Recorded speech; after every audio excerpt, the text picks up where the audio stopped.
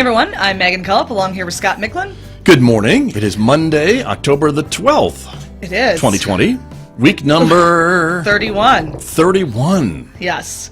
Our trusty source on that couldn't be with us live. Right, to monitor our announcing. And she was nice enough to send us a message last night to remind us. Directly, I know. Yeah. Because she knows that we are creatures of habit and need some help. We do. There's all that. Welcome everybody. We're glad that you're with us. It's our COVID-19 Community Information Program here on KSJE. And so we got some great guests lined up today to talk about what's been going on. We're going to talk about First Tee program for youth activities, things like that. Also getting an update on public schools from Superintendent Kirk Carpenter from the Aztec School District, and sharing some of the other information that has been coming in, certainly about testing and other stuff that's been going on. So in case numbers, which actually are looking a bit better for our state since our last meeting from Thursday. So there's that. So anyway, that's what we got planned for today. We have our first guest, I think, on the line. Great. Let's go. Let me go to the phones. Good morning. You're on KSJE. Thanks for calling in. Hi, Scott. It's Tina. Hi, Tina Pacheco-White from the First Tee program. Good to talk with you. Thank you for calling in. And we appreciate that because we wanted to get an update from you on the First Tee. And I think you've got some exciting news because you're growing. We are growing. We have just recently expanded into Southwest Colorado, and we're real excited about that. We've changed our name to First Tee Four Corners, and we're starting to move north, and hopefully we'll be able to get out further into Arizona and the Navajo Reservation and continue our work that we're doing out there. So exciting news. Very exciting news. And so with all that's been going on this last week, Tina Pacheco-White, about youth sports and youth activities, I mean, your programs continue, correct? You've been able to offer kind of COVID-safe activities for the kids involved in First Tee? Yes, absolutely. Our programs at the golf course, we've been able to adapt to the COVID protocols, and we are busier than we've ever been. Kids are loving being able to get out and not just be outside, but to compete. It's really important for a lot of these kids to kind of hone in on that competitiveness and stay sharp and set goals and just be outside. And we've been really fortunate that we've been able to provide those opportunities and expand where we can offer more. We've got a girls program going on at Civitan. And we've got high school programs going on at Riverview, and these kids just keep getting better and better. They've gotten more playtime than they've had in a long time, so it's been great. Yeah, and tell us about the other part of First Tee. I mean, part of it, of course, is kids having fun, but what about all of the other stuff about character formation, stuff like that, for folks that are not familiar with First Tee? Well, our guiding purpose at the First Tee is really to enable kids to build the strength of character that empowers them through a lifetime of new challenges. And golf provides those things kind of inherently. So it is just our tool. It's not the purpose of what we do. We believe that, you integrate the game of golf where kids are having fun, and we integrate that with our life skills curriculum. And, we've created a active learning environment that, feeds itself to this lifelong sport. They can play forever. They can play with their family. They can play with their friends, and take those experiences that really build character. That really is about what our focus is, and we make it fun for the kids by using a game, and golf is our game, and golf is open, golf is safe, and so it's just really all come together. And Tina, I know that your colleague Tom Yost would tell us that golf is a great sport for people of all ages and all activity levels. I'm a great example of that, I think. But it's good for all kids too, right? I mean, kids, at different skill levels and things can also appreciate and do well maybe with the sport of golf, correct? That is correct. And that's one thing I think people sometimes are intimidated by the game of golf, and I can definitely include myself in that audience. But really, you just have to get outside and play. And the more you play, the better you get.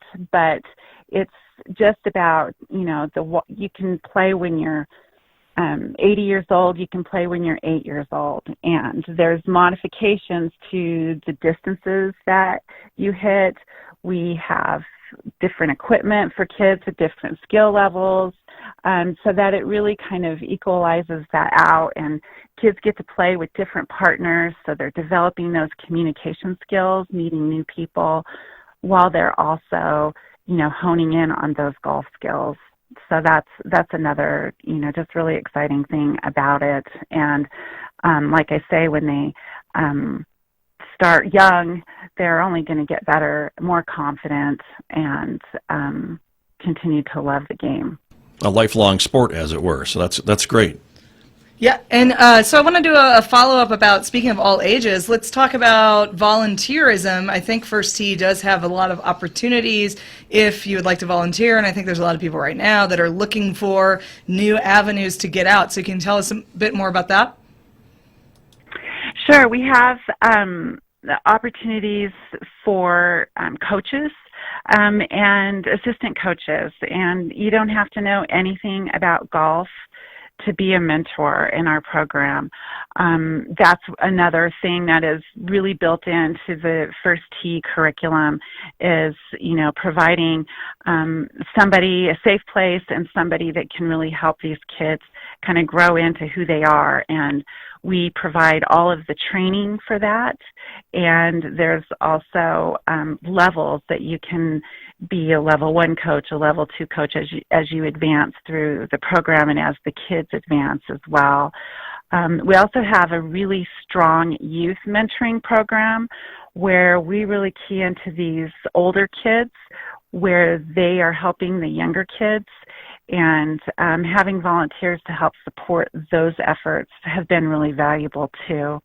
We're going to have a coach training class coming up before the end of the year, just to kind of gear up for our spring programs. And once we kind of see how we're going to be able to hold that, there'll be lots of information out in the community and on our website about getting involved with that. But if anyone has questions now about that, I would love to, talk to you about it. And you can go to firstteefourcorners.org, and all my contact information is there, and I'd love to kind of share more. Very good. And Tina, I know you've got a couple of tournaments coming up for your golfers. We do. Our fall campaign is wrapping up, which was Get Outside and Play. And we just try to create as many opportunities as we could for every age group and skill level, just to get outside and play. And we're going to have 2 events that we have on the books right now. One is the Pronghorn Junior Classic. That's the first one. That is this weekend, October 17th and 18th. That is a 2-day tournament at Riverview, ages 13 through 18. And it is a great time out there at Riverview, and obviously called the Pronghorn Classic because there is a wealth of pronghorns wandering the golf course out at Riverview. Fall is a beautiful time to play golf, and this is also a nationally ranked tournament. So the kids that play this go on to Junior Golf Scoreboard, which is where a lot of college coaches are looking. But it's not just for kids looking to play in college. It's for all kids that just want to get out and have some fun. Very good. And I want to just make a note that the pronghorns do not help my golf game whatsoever. You'd think they could pick up the ball and move it closer to the pin, but no, they don't. They just wander through, and train them. Yeah, they true. And then there's another one too, Tina, coming up in November, right? Early November. Yes, we are going to be having the Halloween tournament, junior stroke play. That is also at Riverview and brought to you with our partners at Cooper Fire Service, and we're pretty excited that to work with them on this tournament. Also ages 13 through 18. This is a 2-day tournament, Saturday and Sunday. Both of the tournaments are $75 each, and that includes everything to play for the day, and parents can come out and watch, and it's a great place to be out. That's great. And we do see on the flyers the $75 cost, but I think it's important to point out that First Tee is also not cost prohibitive, right? So if a family cannot pay to join, how does that work? There is an opportunity when you're registering for these tournaments to just click that you would like a scholarship, and then we handle it from there. All of our programs are handled this way. We have a lot of kids that are not able to pay for the programs, and we provide scholarships for that, and we also provide equipment. And so we just need to know that that's a need, and we can get that taken care of right away. We have just an amazing group of supportive donors that make this possible so that no kid is turned away for any reason, but especially, financial reasons. We have plenty of resources to support that. So that's another great thing. That is a great thing. Well, the First Tee is a great thing, and we appreciate you, Tina Pacheco-White, for calling in this morning to talk with us about the growth of the program. Congratulations to you and everyone involved, and on the continuing service that you all provide to the youth of the Four Corners. So thank you. Thank you for having me on, guys. You bet. Thank you very much. That is Tina Pacheco-White from the First Tee Four Corners organization, our guest here on KSJE. And again, a lot of great things going on with First Tee for youth activities. Yeah, very good opportunity, because we've talked about formulating new habits during this weird time when other avenues have ceased for various reasons. So I'm happy to know that they're able to continue to get kids out there playing, but also provide those extra volunteer opportunities for folks that are looking for something new. Very true. Very true. And that leads us to our next guest, Great. who I believe is on the phone and ready to go. Good morning. You're on KSJE. Thank you for calling in this morning. Good morning, Scott. It's Kirk. Kirk Carpenter, Superintendent of Schools with the Aztec School District. Thank you for calling in. And we appreciate you because we wanted to get just an update from you on how things are going with the resumption of some face-to-face classes over with Aztec Schools. And so what can you tell us? Well, we resumed our classes September 8th with elementary, and, I think for the most part it's gone well. We have had a case, but, we've had several different things happen. One case with a student, we had one situation with an adult, but, it's that situation, Scott, where you can't run from this. You have to make sure you're safe and do everything you can to be safe, and we were and we are, and so we've dealt with that, and we've followed all the protocols and been obviously in very close contact with the Department of Health and the Public Education Department. And but having kids back on campus, you can't replace it. And we're hopeful that in somewhat of the near future, at some point, we can get the rest of our kids on campus. But it's going well. I mean, there's a lot of things we are still trying to figure out as educators. I know parents are trying to figure it out. So nothing is perfect, and there's a lot of things we're continuing to work on. In fact, we're getting ready to send out another survey today to both students and staff, and actually students and parents, to say what's working, what's not, so that we can try to make some adjustments, because we can't just continue doing what we're doing if some things aren't working, but you got to assess that. Great. And so when a student or adult tests positive, what is the protocol for that? Without pulling it up, I mean, it's an intense protocol. Obviously, you have to then start the contact tracing, see who's involved, what students might have had close contact, and obviously the definition of close contact, within 6 feet for over 3 minutes. And so it's extensive. And, different schools are doing different things. And so depending on who might be in the same room with that student or have had contact, even before maybe they had the signs or reported, you have to address that. And same with staff. So it's a matter of identifying those people first, closing off classrooms, which we did when we had it happen for a certain period of time. So then you can go in and deep clean.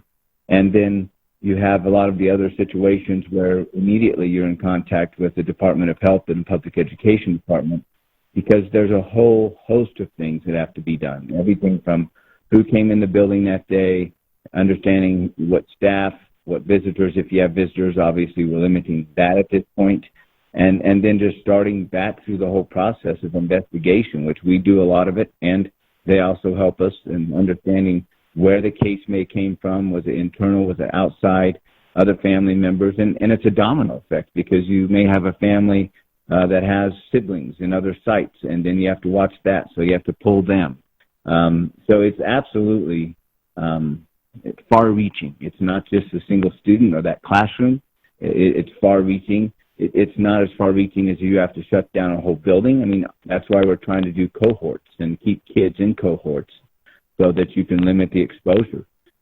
What gets really complicated is if you even talk about transportation, because if you have one kid or a staff member that is discovered with COVID that's on a bus, it affects the whole bus, regardless. And so, then you're looking at 14-day quarantines or getting COVID testing, that type of thing. And we can't force families to do that. It's all obviously recommended when that happens. But it's definitely a far-reaching issue. And so that's why, again, we just reiterate to families, if any signs of sickness, stay home. And we're not trying to just say just because you have allergies, that may be a different situation. But in those cases, too, we're asking for documentation that, they do have seasonal allergies, because we have to be very protective about what we're doing at this time, just because of the how contagious this is, and again, how far-reaching it is. True. And I want to be clear, though, Kirk Carpenter, that the district does have a plan for when these things happen, and that plan was presented to the state education department and approved. And for all, even though each district has their own plan, all those plans have been looked over by officials at the state level and given the stamp of approval. And that's the procedures that you follow if and when you get a positive case. Absolutely. And, it's everything from putting out a press release, which, we've seen many districts, even some in our area, had to do that because of people that have had it. And it doesn't matter if a student's on your campus or off your campus. It doesn't matter if a staff member's on your campus, off your campus. You're still having to make sure you notify and put out press releases on that. But there's absolutely a very strict guideline. Every district may have a little bit of a nuance to that, only because of the way they allot their resources of who's heading up. We have to have a COVID-19 team in the district, a response team. So that it is absolutely, this has changed, we know, education, not just from the educational side, but the procedure and protocol side of things. You have to have all of that in place before you're able to even bring kids back. And like I said, it's very, very detailed and very strict in what we have to do. And I will tell you that you will err on the side of safety in this of who was in close contact for obvious reasons. And that's not welcoming a lot of times to a lot of people. However, we have always said it in our district, and I know up here in our county we have tremendous school districts doing a lot of things with safety. Whether it's school safety or something like this, you are going to err on the side of safety. And then just make adjustments and still continue the education. If kids or staff are not able to come to school, you still continue that virtually. And so it's not like the education is lost for 14 days, that type of thing. So there's just there is absolutely a lot of things in place, and it can go many different directions. And while you'd like to say it's a simple process, it's not, but it's one that's very thorough. It's acted upon immediately so that you can limit exposure or limit other possible cases. Everything from if you have to lock schools in to shelter to say, okay, let's figure this out before we start moving kids again. There's a lot of things that have to take place. And again, it depends on the site and the way they have it set up with their cohorts. That makes sense. And let's talk about older kids specifically, because younger kids are back in school, but is there a plan yet for the older kids? There's not, and I think what they're trying to do is see what's going to happen with some of the cases. We saw a huge spike, as we know, last week in the state. Fortunately, our county was not up there, which is great because people are doing what they're supposed to. But I think it's that continued partnership with the communities to do what they're supposed to. We've got to get cases trending the other way before we get the older kids on campus. What's difficult with the older students is it's more difficult to do cohorts. Because in elementaries, you have elementary classes, so you can keep those kids in classes, you can feed them in classrooms, which we're doing now at all schools. Originally, we had one school where we had an incident. They were actually trying to take a couple classes into the cafeteria so they could alleviate that time for teachers, and that backfired a little bit. But the cohorting at the secondary is very, very difficult because you have kids that have different classes that have to go to English and history, and they're not in one classroom with one teacher. And so that's one of the reasons for the delay. With the secondary students, I would imagine, is they're still trying to analyze across the state what's happening with the elementaries. And there were a lot of schools that didn't get started. There were only 26 school districts that actually started in September when we did, and there were a lot of districts that couldn't start because of their plans weren't approved, or their assurances, they couldn't meet the assurances. And so it's a matter of time. And they're saying it's 4 to 6 weeks from when you start one cohort or one group like elementary before you'll consider the middle school or high school. So we're hopeful that we will get our secondary students on campus before Thanksgiving. But that's my estimate. That's not the PED or anybody giving us any information, because we're just not getting any kind of hint of when that could happen. But I will tell you again, what's important is that as a community, we want our kids back in school. Then as a community, we need to do the right things as well. The social distancing, all the other things that go with this, wearing masks, all those things, because all of that is going to have an impact and is impacting the timing of us getting our kids back. True. And Mr. Carpenter, let me ask you, too, about the kids that are back in class. We hear a lot of, or see a lot of posts maybe on social media from parents who are maybe frustrated. Their kids are not doing well virtually. And so with the kids who are now back face-to-face in some of your classrooms, do you see a difference in how they're doing? Do you hear from your teachers, your principals, as to how the students who are able to come back face-to-face for part of the week, how are they excelling at their studies? Absolutely, there's a difference, and that's why I'm telling you. We've lost students, we've lost enrollment, we've lost students out of state because other states are allowing kids to go to school.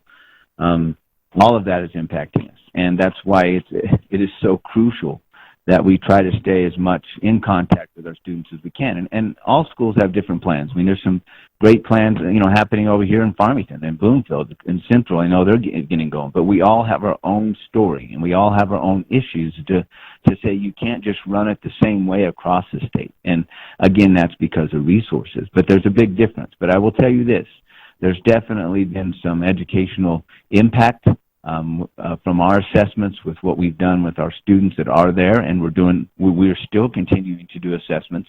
We'll do our interim assessments, which are those assessments we do on a quarterly basis, to see where we are with learning. But there's absolutely been an impact, and we've seen it with our elementary students. And one of the reasons of getting them back is because the foundational skills of education are taught at the elementary schools.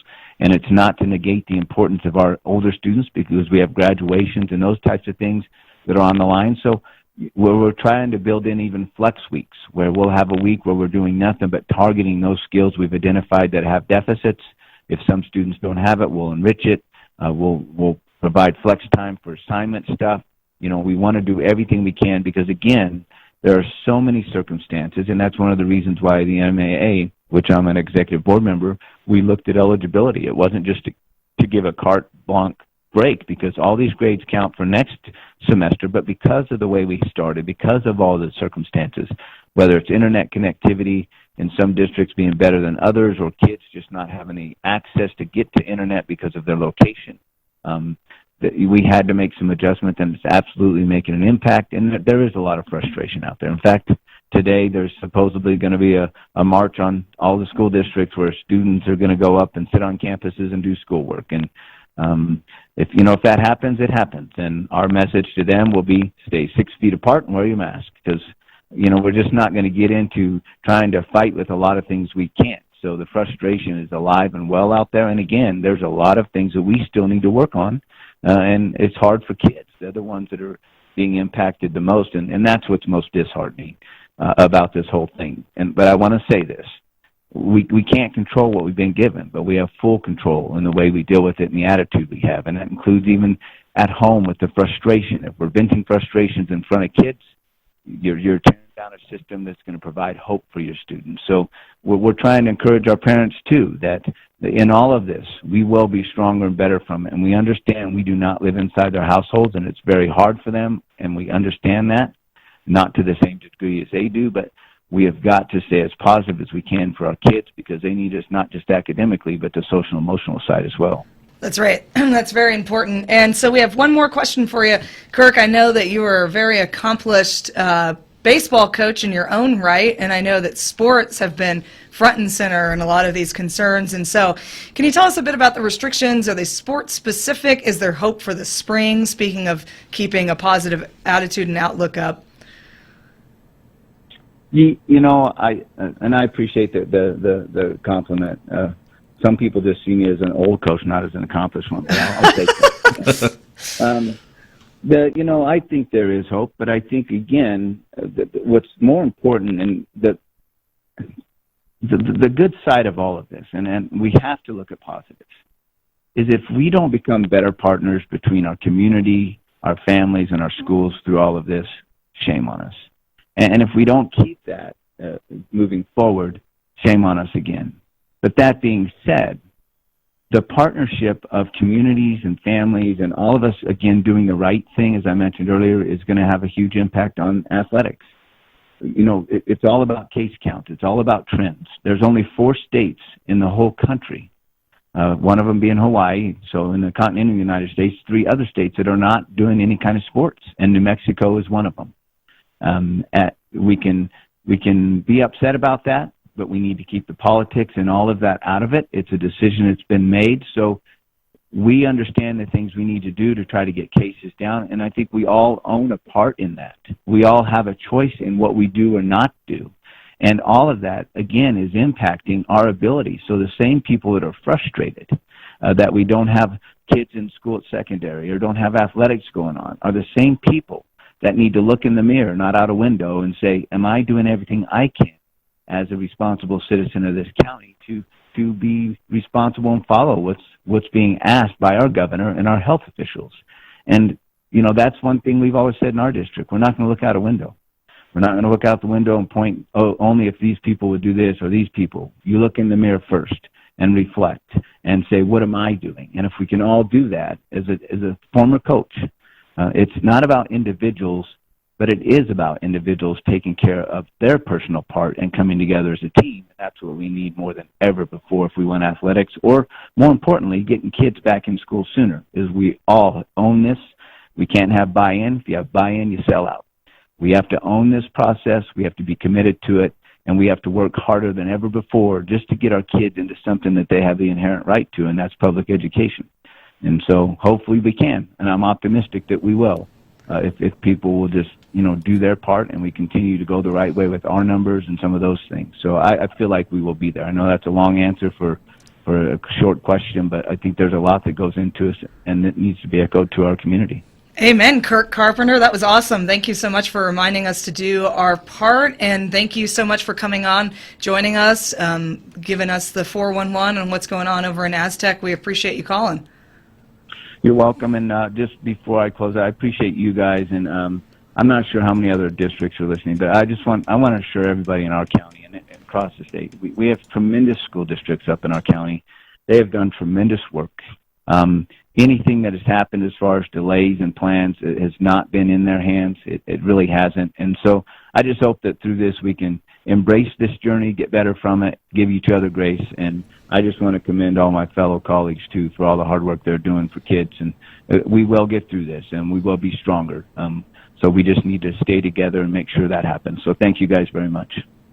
Thank you very much, Kirk Carpenter. Appreciate it, of course, and I know you and I will be talking more about issues like this when you join me at 8 o'clock. I believe it's next Tuesday, so we'll talk to you again then. So thank you very much, and continued good luck with Aztec schools and your students and your teachers and your staff. Everyone stay safe in Aztec. But lots of good information from Mr. Carpenter, and good insights, I think, too, on how we can keep moving forward. I know there's a lot of frustration out there from parents and students, but we need to kind of work towards doing the right thing, as he said. Lots of great information, yeah. And I appreciate his, for a second there, I was like, Kirk's on fire. He's like a preacher over there.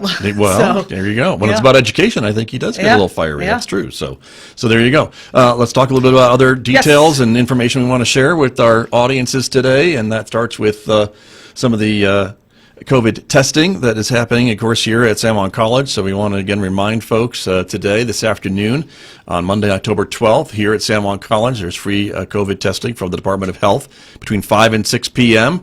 On Wednesday, October 14th, it'll be from 7:30 a.m. to 9 a.m. Here at San Juan College. And then again, Friday in the morning, October 16th, 7:30 a.m. to 9 a.m. For the free COVID testing from the Department of Health here at San Juan College. Again, you're asked to register ahead of time. 327-4461 is the phone number. I will note, too, that on Wednesday, that flu shot clinic is happening here at San Juan College at 9:30. So I guess theoretically you could drive through and get your COVID test. Get both. And then pull around and drive through again and get your flu shot. I mean, that would be double responsibility right there. I know. I love it. But that's what you could do. One-stop shop almost. It's in the same spot here. That's right. Swabbed and poked. There you go. Thank you, Megan. Let's hashtag that. There you go.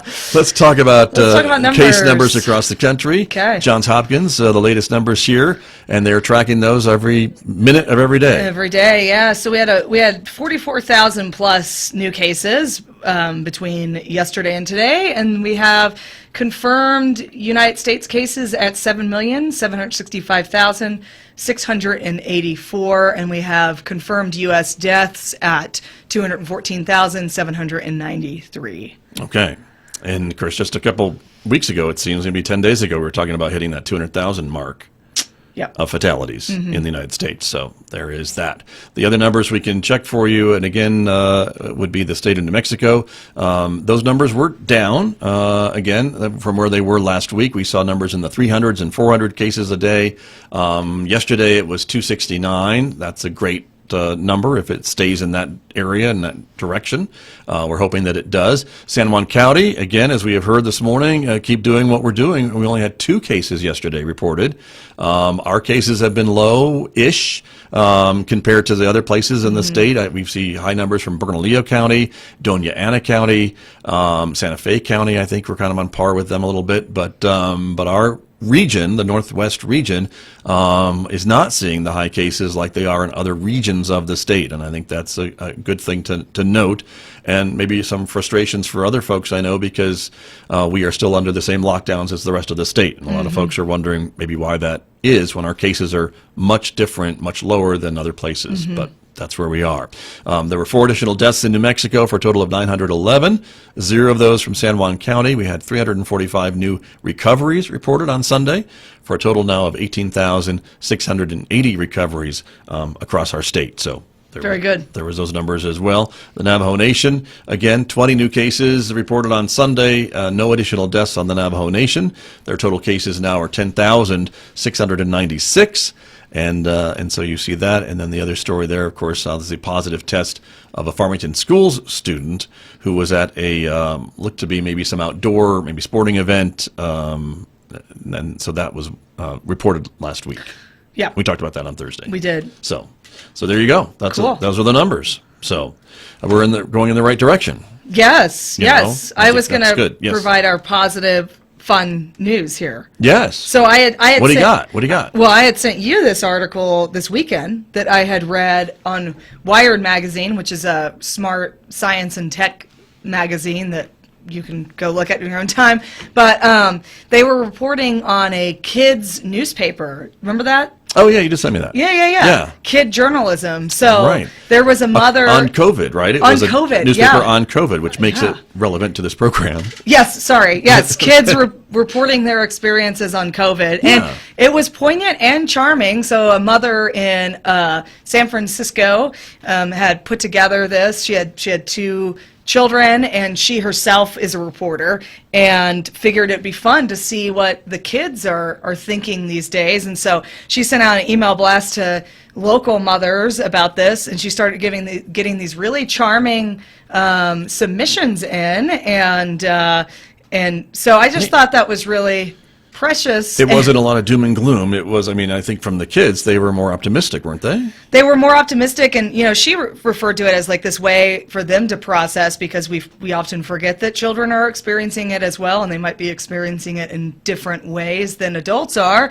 And it grew and grew and grew. She had a surprisingly high demand, and they named the magazine, I love this, 6 Feet of Separation. Nice. Remember that? And Yes. so anyway, I would encourage people to check it out. It's really charming stuff. Yeah, So, that could be cool to check could be out cool. and see. And Yeah. and again, that we sometimes do forget that kids have their own stories to tell and their own insights on some of these things that they're going through. very insightful. Very, obviously they're in the present moment more than we are. So it's insightful stuff. Very true. Well, thank you for sharing that Yeah. and sharing that with Yeah. me. I appreciate you sending that over the weekend. So thank you.